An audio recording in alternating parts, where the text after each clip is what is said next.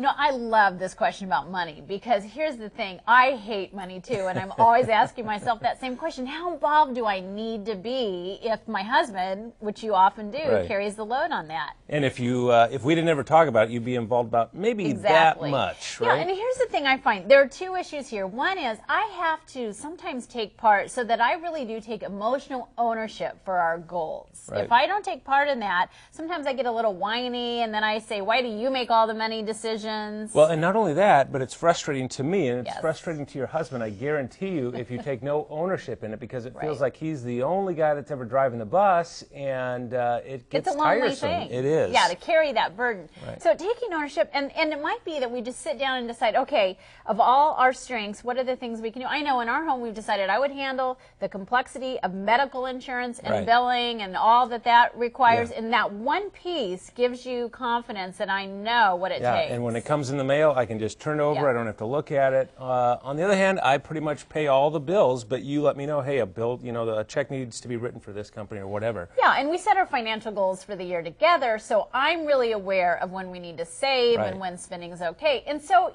every couple has to find their own path. It has to do with your skill set, your level of interest, whether you're a spender or a saver, or just a money avoider. But the point is emotional ownership. Yeah, and even if you aren't directly involved in it, make sure you invite the conversation. I know this took us kind of a while to kind of find this in our own relationship, because sometimes it just felt like I would want to talk about it, and you were just like, fine, whatever you need to do, just do that. And no, you need to at least pretend like you're interested in this, right? Exactly, for about 3 minutes at least.